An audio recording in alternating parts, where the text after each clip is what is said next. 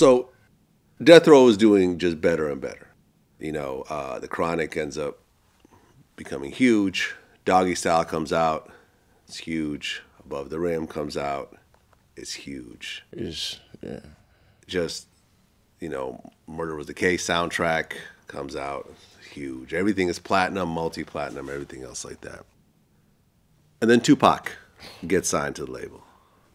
Were you close? Were you in the mix when Tupac came around, or were you already kind of moving away? When Tupac came, Tupac went straight to the studio. I was at the studio a couple of times. Suge brought Tupac to the neighborhood a few times. Didn't like the environment. He was cool. He was cool at the beginning. Just certain things, just different stuff.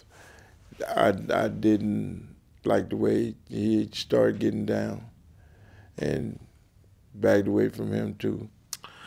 Right. You know, because this is something that we've discussed a lot.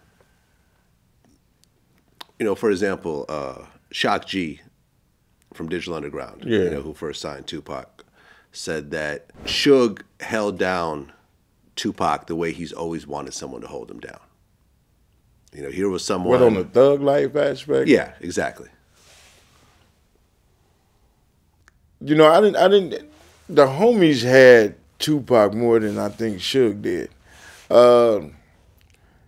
Tupac was more of a money thing, I'd say, for Suge, and like a trophy, because when he brought Tupac to the hood, people was on Tupac.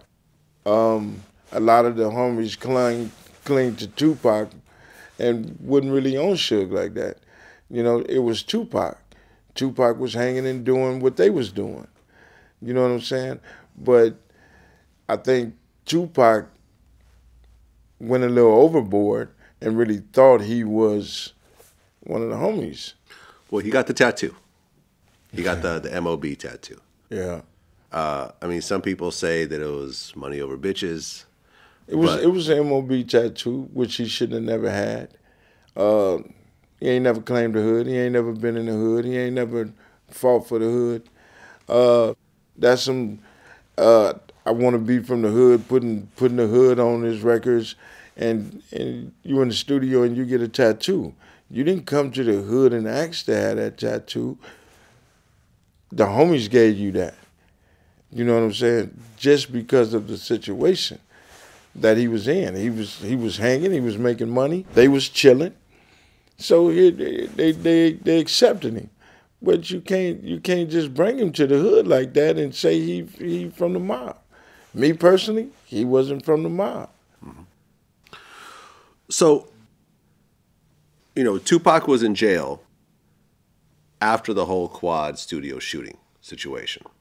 He gets out and he is beefing with Bad Boy Records, basically his first day out. Yeah. I'd actually heard that he wrote "Hit 'Em Up" like in prison. he man, the dude was good. He was writing songs like it was crazy. Yeah. When he came home, he had an attitude, and getting on death row was his way of, like, his own now. You know what I'm saying? So he already had an agenda, I think. Mm-hmm. And Suge just let him roll with it.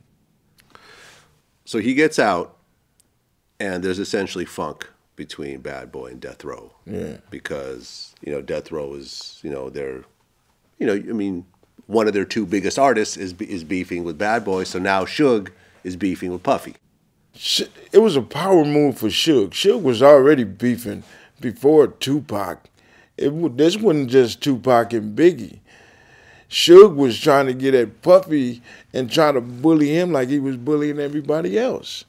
Right, because some of Puffy's associated artists were now, you know, coming to Death Row, like Jodeci, yeah, like Mary J. Blige. All of them was Mary J. Blige. Suge's supposed to went to the people who wasn't paying her right and helped her out of her situation. Him and Puffy was at it before Tupac even touched ground in L.A. And I think Puffy just wasn't biting into the shit. We lost a homeboy, Big Jake, out there, got killed in a shooting. You know what I'm saying? Suge came home.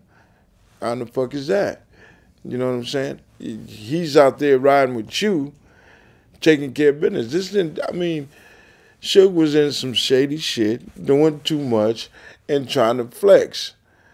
And he didn't have his bodyguards like he normally have. So he was out there thinking people is like really scared of him now. He couldn't take advantage of that this time. Puffy and them wasn't biting into that shit this time. Right. They had their own. Yeah, he had killers too. He had people with the business. He had guys like Wolf and everything. That was ready to go. Yeah. That was ready to go. So he didn't benefit off of that.